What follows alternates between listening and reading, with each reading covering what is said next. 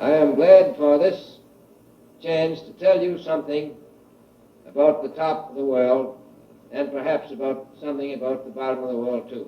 The thing that people don't understand about creativity, or one of them, is that there's no reason to be creative unless you have a problem to solve. Creativity emerges when you put serious constraints on things. And so a good example of that, like a symbolic example, is the example of the genie. You know, and the word genie is at the root of the word genius, so they're nicely tied together. And a genie is this tremendous godlike force encapsulated in this tiny little space. And in order for the genie to be able to grant wishes, it has to be both constrained extraordinarily tightly and be without constraint at the same time. It's the conjunction of those two things. And so in order to have someone be creative, you have to set them a difficult problem. Would it be the sort of exploit that might possibly reach the front page of a newspaper? The spirit of Antichrist is the spirit of deception. This is a spiritual matter. It doesn't matter how anybody really wants to view it. The matter is spiritual. So our Savior says to us that we should search the scriptures. Sometimes people are concentrated on searching the internet more than searching the scriptures. Of course, the internet can play its role.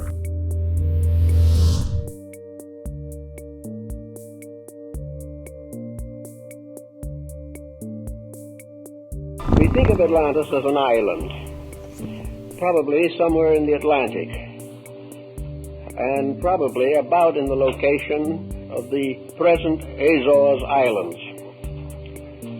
But actually, Atlantis was a diffusion.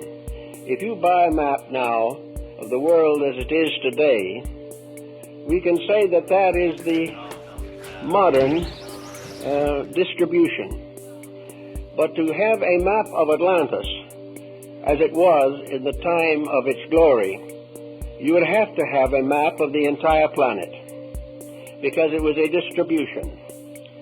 Continents rose and fell, islands came up and went down, great land shifts occurred, and the Atlantic distribution of land was far more important and far more far-reaching than the mere problem of an island somewhere in the ocean. So we have to think of Atlantis in relationship to a complete pattern of the planet. As Plato clearly points out, the island of Poseidonis, which we now think of as Atlantis, was the last fragment of a great empire.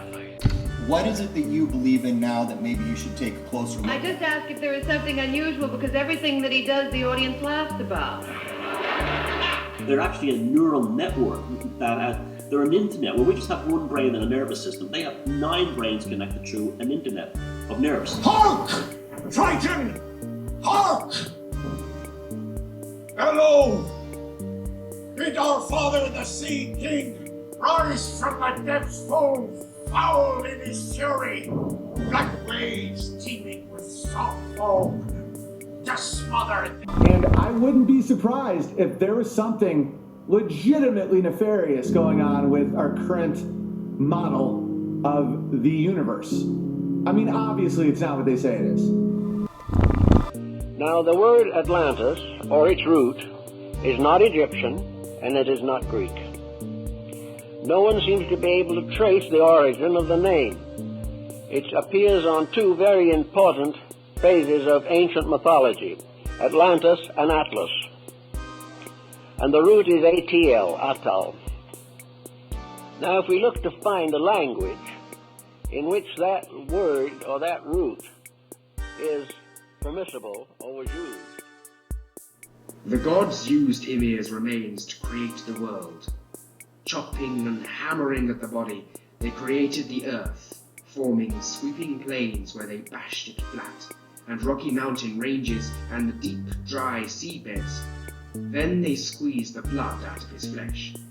His blood filled all the oceans, seas, and rivers. Then they took his teeth and bones and smashed them up, making the individual rocks, lofty crags, and sea cliffs. And by grinding the bone to powder, they formed the sandy beaches and deserts. They used his hair to make trees and bushes, and where the flesh, contaminated by Ilivigar's corruption, fell, the the races of dwarves and trolls were created, spontaneously appearing as maggots do in a dead and rotting fish. Having created the earth, the gods found it to be a dark and gloomy place that oppressed the spirits, and so, to make it more habitable, decided to create the sky, which they made from the skull of Ymir, lifting it up between the three of them. To hold the sky in place, Odin ordered 4 of the recently born dwarves to support its 4 corners. The dwarves he named North, South, East, and West. Then Odin took one of the sons of Byrd, the giant, and turned him into an enormous eagle, and placed him where the seas ended, enchanting him, so that it would beat his wings endlessly and create the winds that blow across the earth and move the waves of the sea.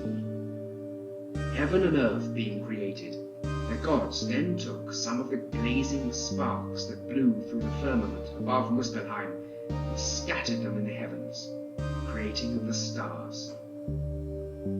Next, the gods split the world into 2 distinct realms.